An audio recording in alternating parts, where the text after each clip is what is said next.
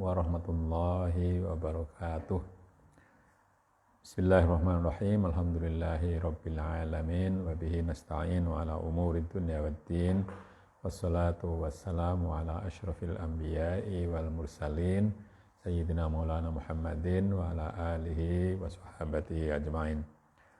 Saudara, marilah kita mulai pengajian kita dengan membaca surat Fatihah untuk penulis kitab yang kita pelajari ini, Abul Hasan Al-Mawardi. Lahul Fatihah. A'udzu billahi minasyaitonir rajim. Bismillahirrahmanirrahim. Alhamdulillahi rabbil alamin. Ar-Rahmanir Rahim. Maliki yaumiddin. Iyyaka na'budu wa iyyaka nasta'in. Ihdinas siratal mustaqim. Siratal ladzina an'amta 'alaihim ghairil maghdubi 'alaihim waladdallin. Amin. Kita kemarin sudah menyelesaikan pembacaan 10 hadis Nabi ya, atau adabun Nabi. Sekarang kita lanjutkan dengan hadis yang ke-11. Bismillahirrahmanirrahim. Rawa Abul Ahwas an Abdullah bin Mas'ud qala Rasulullah sallallahu alaihi wasallam ma'a kulli farhatin tarhatun. Al-Ahwas menceritakan dari Abdullah bin Mas'ud, berkatanya bahwa Rasulullah SAW bersabda, pada setiap kegembiraan itu ada kedukaan ya. Setiap setiap kegembiraan itu pasti ada susah ya. Oleh karena itu saya ingat dulu pesan ayah saya agar jangan terlalu gembira ya, karena setiap kegembiraan itu mengandung kesusahan juga. Jadi karena itu jangan terlalu bergembira, tetapi juga dalam kesedihan itu ada juga kegembiraan, dalam kesulitan itu ada kemudahan, dalam kemudahan juga ada tersembunyi kesulitan. Maka sebaiknya kita mengambil jalan tengah, jangan terlalu mengikuti kegembiraan dan juga jangan mengikuti terlalu banyak kesusahan ya. Jangan terlalu putus asa kalau pas susah, jangan terlalu gembira kalau kita pas mendapat keberuntungan. Selanjutnya yang ke-12, Rawa Sufyan Ats-Tsauri an Abi Zubair an Jabir qala Rasulullah sallallahu alaihi wasallam ma waqa bihil mar'u 'irdahu fahuwa shadaqah. Sufyan Ats-Tsauri meriwayatkan dari Abi Zubair dari Jabir, Rasulullah SAW bersabda, ma waqa bihil mar'u 'irdahu, pemeliharaan seseorang atas kehormatannya, itu kalau mau sendiri-sendiri ya segala sesuatu, waqa bihi yang dengannya, yang dengan sesuatu itu, almar'u seseorang menjaga irdohu kehormatannya, maka itu dihitung sedekah. Jadi menjaga kehormatan diri itu termasuk sedekah ya. Artinya jangan kita merendahkan diri baik kepada manusia maupun kepada penguasa, masuk manusia sesama ya, maupun kepada pejabat, kepada penguasa. Tidak boleh kita membiarkan kehormatan kita diinjak-injak ya, karena menjaga kehormatan itu adalah sedekah. Ya seperti kalau orang meminta-minta itu, tidak menjaga kehormatan ya. Yang ke-13, rawa Adi bin Hatim. Adi bin Hatim meriwayatkan bahwa Rasulullah SAW bersabda, ittaqun naro walau bisyikki tamratin. Jagalah diri kamu dari api neraka walaupun dengan bersedekah setengah biji kurma.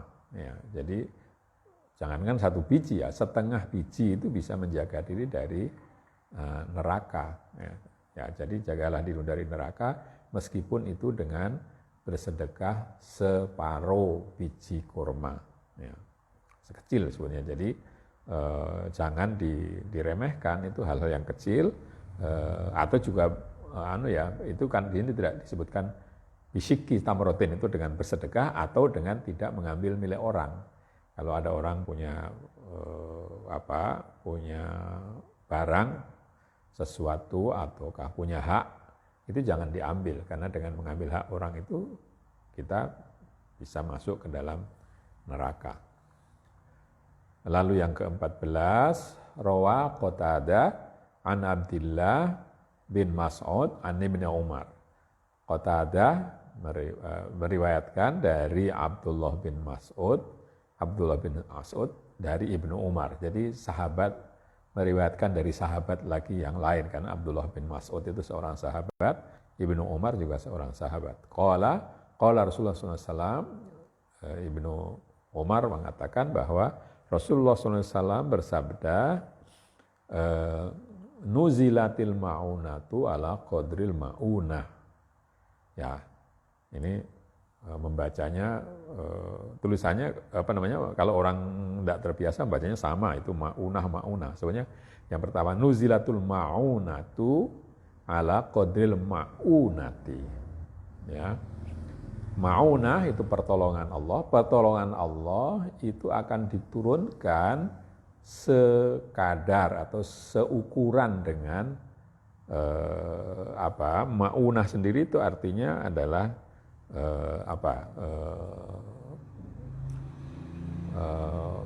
bekal kita ya. Ma'unah itu sesuatu yang kita makan, itu namanya ma'unah ya, makanan pokok kita. Tapi juga simpanan dari makanan pokok. Jadi ma'unah mungkin terjemahan bebasnya ya, pertolongan Allah itu adanya seukuran dengan usaha kita atau persiapan kita. Kalau kita tidak mempersiapkannya ya kita tidak akan dapat ma'unah itu atau pertolongan Allah itu. Jadi jangan mengandalkan doa ya, karena apa yang kita dapatkan dari pertolongan Allah adalah apa yang kita persiapkan untuk memperoleh bantuan itu atau pertolongan itu. Yang ke-15, rawa Abban an Abil Aliyah an Hudzaifah qala Rasulullah sallallahu alaihi wasallam, man asbaha aktsara hammihi ghairallahi falaisa minallah. Ya. Siapa? Abban bercerita atau meriwayatkan dari Abil Aliyah an Hudzaifah. Hudzaifah itu salah seorang sahabat Nabi yang mungkin yang mengetahui hal-hal yang biasanya tidak diketahui orang lain.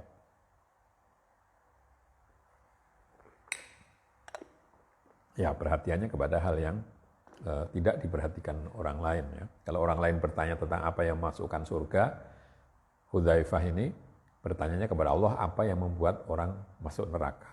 Jadi supaya dia bisa menghindarinya.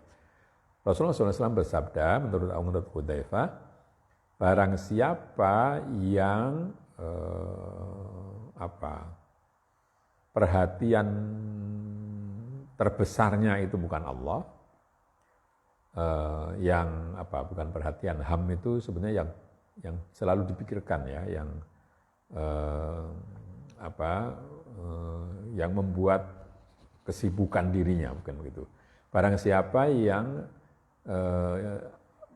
hal terbesar yang dipikirkannya itu bukan Allah, maka dia tidak falaisa minallah, maka dia tidak termasuk dalam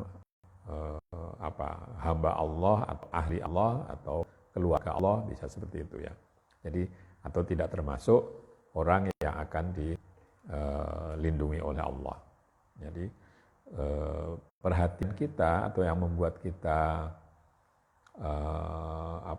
selalu memikirkannya itu mestinya adalah Allah, bukan yang selain Allah. Atau kalau kita mengurus apa saja yang selain Allah, ya dikaitkan dengan Allah. Kalau kita mengurus jabatan, ya jabatan itu ketika kita memikirkan jabatan itu jangan sampai melupakan Allah. Memikirkan jabatan boleh, tapi selalu jabatan itu dipikirkan di dalam misalnya mengemban amanah Allah dan seterusnya. Ya, jangan sampai kita lalu keluar dari apa yang disebut dengan itu Allah, keluarga Allah atau hamba-hamba Allah yang dilindunginya. Yang ke-16, rawa Ubadah bin Samit, ini juga salah seorang sahabat Nabi. Ubadah bin Samit meriwayatkan ruwiya saya gitu ya, ruwiya atau rawa Ubadah bin Samit qol ya, Ubadah bin Samit meriwayatkan, dia berkata bahwa Rasulullah SAW bersabda, man ahabba liqa'allahi ahabballahu liqa'ahu wa man kariha liqa'allahi karihallahu liqa'ahu. Barang siapa yang suka, yang senang bertemu dengan Allah, maka Allah akan suka bertemu dengan dia. Ya. Wa man kariha liqa'allah karihallahu liqa'ahu. Barang siapa yang tidak suka bertemu dengan Allah, maka Allah pun tidak suka bertemu dengan dia. Ya, itu hadis-hadis seperti ini banyak ya. Wallahu fi aunil abdi ma damal abdu fi auni akhihi. Nah, misalnya gitu ya. Atau bahwa seorang hamba Allah itu selalu mendekat kepada Allah sedikit demi sedikit ya. Maka Allah mengatakan man taqarraba ilayya dzira'an taqarrabtu ilaihi shibra. Barang siapa yang mendekat kepadaku dengan satu hasta, maka aku akan mendekat kepadanya satu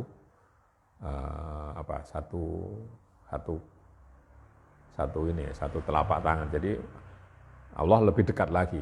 Bahwa man taqarraba ilayya masyan taqarrabtu ilaihi harwalatan. Kalau ada orang mendekatkan diri kepadaku dengan cara berjalan, aku akan mendekat kepadanya dengan cara berlari dan seterusnya. Ke-17 ya. Rawa Muhammad bin Al-Munkadir an Jabir. Muhammad bin Munkadir meriwayatkan dari Jabir. Dia berkata bahwa Rasulullah SAW bersabda, qala Rasulullah SAW, mudaratun nasi sodaqoh. Mudaratun nasi sodaqoh. Berbuat lunak kepada orang banyak itu sedekah. Mulayana ya, jadi berbuat lembut mungkin begitu ya. Berbuat lembut kepada semua orang itu adalah sodakoh. Tentu saja ini dalam hal-hal yang tidak menabrak atau melanggar hukum. Kalau melanggar hukum tidak boleh, itu mulayanah atau mudaroh itu tidak boleh. Ke-18, rawa Abdullah bin Amr bin As an Rasulillahi sallallahu alaihi wasallam innahu qala. Abdullah bin Amr bin As dari Rasulullah SAW meriwayatkan bahwa Rasulullah SAW bersabda, khairul ashabi indallahi khairuhum li sahibihi wa khairul jirani indallahi khairuhum li jarihi. Ya, sahabat yang paling baik bagi Allah adalah orang yang paling baik kepada sahabatnya. Jadi sahabat yang paling baik menurut Allah itu adalah sahabat yang paling baik kepada sahabatnya. Artinya orang yang paling baik dalam persahabatan adalah orang yang paling baik di dalam bersahabat. Wa khairul jirani indallahi khairuhum lijarihi. Dan tetangga yang paling baik menurut Allah adalah orang yang paling baik kepada tetangganya. Jadi ini menunjukkan bahwa tidak disebutkan di sini agamanya apa, golongannya apa, dan seterusnya. Jadi bersahabat ini menunjukkan supaya kita baik, supaya kita berbaik-baik dalam bersahabat ya, atau melakukan persahabatan yang baik. Ya, yang seperti kemarin disinggung bahwa sahabat yang baik itu jangan meninggalkan ketika dia sedang salah atau sedang lalai, tapi malah dikawani, dinasihati, dibesarkan hatinya dan seterusnya. Yang ke-19, rawa Abu Hamid As-Sa'idi qala Rasulullah sallallahu alaihi wasallam ajmilu fi talabid dunya fa inna kullan muyassarun lima kutibalahu minha ya. Abu Sa'id As-Sa'idi meriwayatkan bahwa dia berkata, Rasulullah SAW bersabda, ajmilu fi talabid dunya, berbaik-baiklah atau ambillah cara yang bagus di dalam mencari dunia. Tidak usah memaksa diri, tidak usah menghalalkan segala cara dan seterusnya. Ajmilu, berbuat yang indah, yang baik di dalam mencari dunia. Fa inna kullan muyassarun lima kutibalahu minha. Karena setiap orang itu akan dipermudah untuk mencapai apa yang memang menjadi haknya. Memang dia nanti akan menjadi apa. Kalau orang itu memang jatahnya akan menjadi kaya, ya dia akan dimudahkan menjadi kaya. Tapi kalau jatahnya akan menjadi miskin, ya dia akan dimudahkan di dalam menjadi miskin. Dan miskin dan kaya itu kan bukan ukuran kebaikan seseorang bagi Allah Subhanahu wa taala. Karena miskin kaya itu adalah cobaan. Ya. Yang ke-20, rawa Zaid bin Khalid al-Juhani qala Rasulullah sallallahu alaihi wasallam al-amru ila akhirih wa milakuhu khawatimuhu. Ya, ini yang sering kali dilupakan orang ya. Al-amru ila akhirih, yang kalau saudara melakukan urusan itu sampai akhir, sampai selesai. Kerjakan segala sesuatu sampai akhirnya. Al-amru ila akhirihi. Yang namanya perkara itu adalah perkara yang selesai. Seringkali orang memulai pekerjaan tetapi tidak bisa mengakhirinya. Hanya bisa memulai saja. Ya, terutama ini orang yang sedang nulis skripsi, nulis disertasi, nulis tesis itu seringkali sulit sekali mengakhirinya itu. Nah, ini ingat, ini hadis ini al-amru ila akhirihi.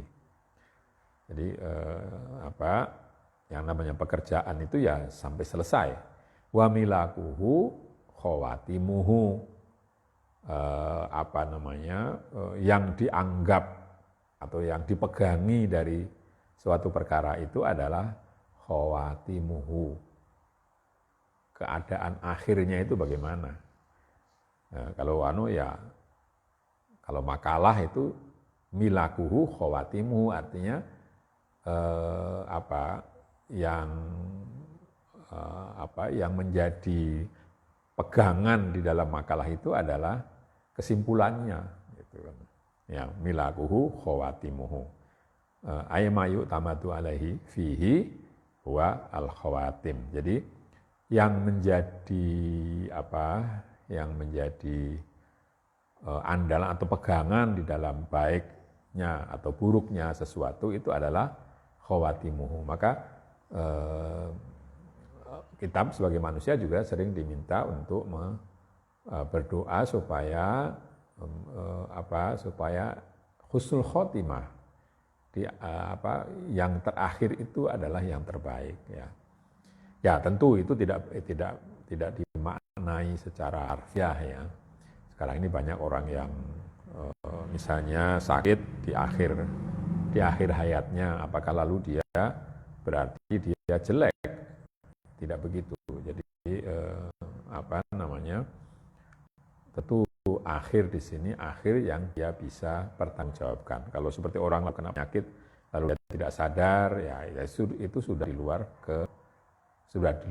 kemampuannya, ya. Itu jadi tidak dihitung lagi seperti itu. Ini masih ada waktu, saya kira barang 10 menit lagi, jadi mungkin saya bacakan waktunya habis lagi. Rawi Ismail bin Hamzah an abihi an Abi Hurairah qala Rasulullah sallallahu alaihi wasallam inna min asyratis saati su'ul jiwari wa qati'atul arham. Ismail bin Hamzah meriwayatkan dari ayahnya, dari Abu Hurairah, bahwa Rasulullah SAW bersabda, salah satu dari tanda-tanda atau syarat terjadinya hari kiamat adalah su'ul jiwar, buruknya ketetanggaan. Jadi buruknya orang bertetangga itu min asyratis sa'ah, salah satu dari tanda-tandanya kerusakan. Wa qati'atul arham, dan putusnya persaudaraan. Ya, wa qati'atul arham, dan putusnya persaudaraan. Nah, sekarang ini mungkin ini bisa dimaknai dua, ya. Bisa dimaknai dua, kiamat bisa juga berarti rusaknya sebuah masyarakat. Ya, rusaknya sebuah masyarakat kalau ketetanggaan itu sudah tidak baik, ya, tidak baik. Dan juga kalau hubungan persaudaraan itu sudah hilang, seperti masyarakat industri, masyarakat kota dan seterusnya, itu lalu hubungan antar warga masyarakat itu menjadi rusak. Itu sah juga sebetulnya. Ketika orang tidak peduli dengan tetangganya, tidak peduli dengan saudara-saudaranya, yaitu tanda-tanda kerusakan. Yang berikut ke-22, rawa Urwah an Aisyah anna Rasulullah SAW qala innallaha ta'ala yabghadul aladdal khosin. Dari Urwah meriwayatkan dari Aisyah bahwa Rasulullah SAW bersabda, sesungguhnya Allah itu membenci orang yang al-alad, orang yang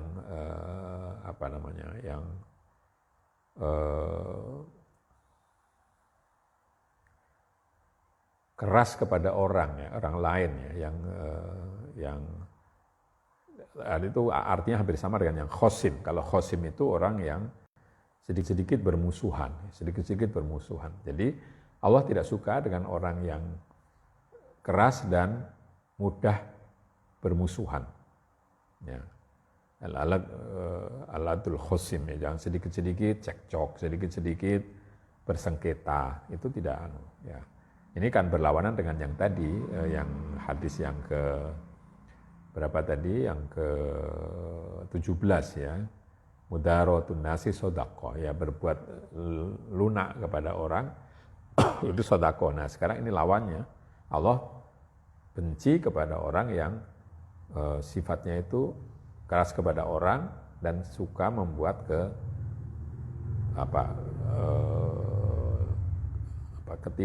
ketidakcocokan itu khosim. Jadi sedikit-sedikit bercekcok, sedikit-sedikit bermusuhan. Itu hadis yang ke-23, rawa Abdul Aziz bin Abi Dawud an Nafi an Ibnu Umar qala Rasulullah SAW, inna min kunuzil birri kitmanul amrodi wal masoib. Abdul Aziz bercerita, meriwayatkan dari Abu Dawud dan Nafi' dari Ibnu Umar. Ya, Nafi' ini seorang seorang maula dari Ibnu Umar ya. Jadi, Ibnu Umar itu Abdullah bin Umar itu punya maula ya, maula itu ya semacam orang yang dilindungi ya. Yang namanya Nafi' itu. Dia berkata bahwa Rasulullah SAW bersabda, inna min kunuzil birri kitmanul amrodi wal masoib. Salah satu dari kebajikan, ya kunuz ini mungkin kanz itu adalah simpanan artinya harta ya, harta yang disimpan itu kanz atau kunuz, jamaknya kunuz ya. Inna min kunuzil birri kitmanul amrod. Di antara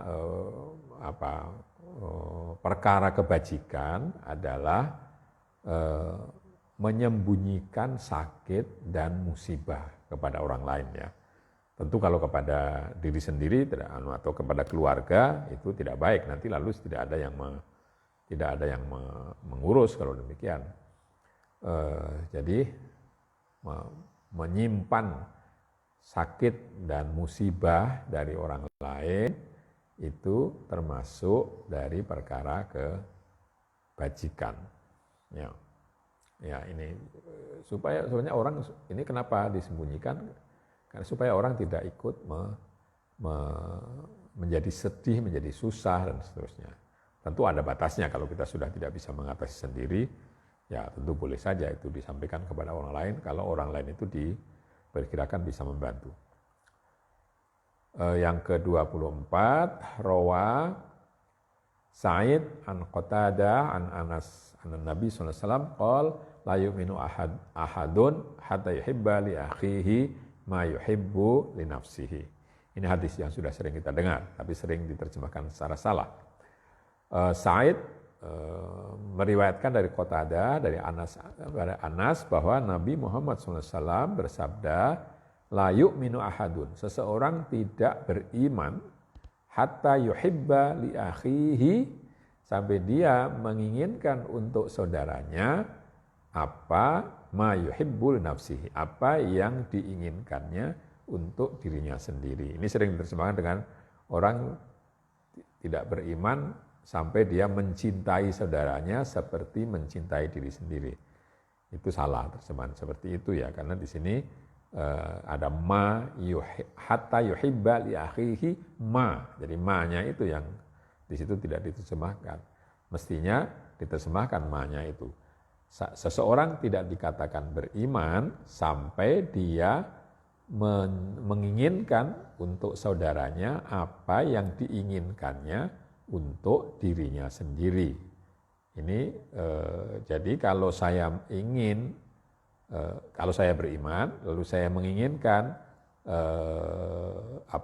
orang lain mendapatkan apa yang saya dapatkan, ya itu namanya orang beriman benar. Ya. Tapi orang beriman ngaku beriman tapi kok dia ingin kaya, tapi dia ingin orang lain tidak kaya, itu bukan beriman. Jadi dia mestinya orang beriman itu sifatnya adalah menginginkan orang lain menikmati apa yang dia nikmati juga. Mungkin satu lagi ya, sampai 25. Rawa Syu'bah an Mujalid anna Nu'man bin Bashir qala Rasulullah SAW fi bani Adama mud'ughatun idza saluhat saluha wa idza fasadat fasada ala wahiyal qalbu. Hadis yang ke-25, Syu'bah meriwayatkan dari Mujalid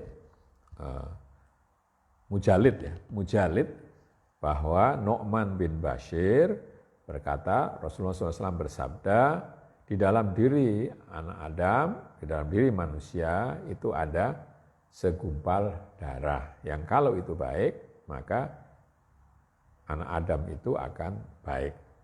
Tapi kalau segumpal darah itu rusak, maka anak Adam tadi akan rusak. Ala wahyal qalbu. Itu adalah hati. Jadi kalau hatinya baik, maka seluruh kehidupannya itu akan baik. Tapi kalau hatinya buruk, kalau hatinya rusak, maka seluruh kehidupannya akan rusak. Nah, ini fisik bisa selain fisik juga bisa ya. Fisik artinya jantung, kalau jantungnya baik, seluruh tubuhnya akan baik. Tapi juga yang bukan fisik, yaitu bahwa manusia kalau hatinya baik, maka perbuatannya akan menjadi baik juga. Kalau hatinya jelek, perbuatannya akan jelek juga. Saya kira untuk malam ini sampai di sini saja. Saya begini, sebenarnya merasa bahwa pengajian ini hanya bersifat searah ya. Jadi hanya saya membaca, saudara-saudara mendengarkan. Mungkin seperti yang dulu pernah saya sampaikan, bahwa kalau saudara mau bertanya, saya persilahkan melalui Facebook, atau kalau yang tahu WA saya bisa melalui WA, nanti pada pertemuan-pertemuan yang akan datang bisa saya jawab. Begitu untuk malam ini kita akhiri sampai di sini dengan membaca hamdalah. Alhamdulillahirabbil alamin. Wassalamualaikum warahmatullahi wabarakatuh.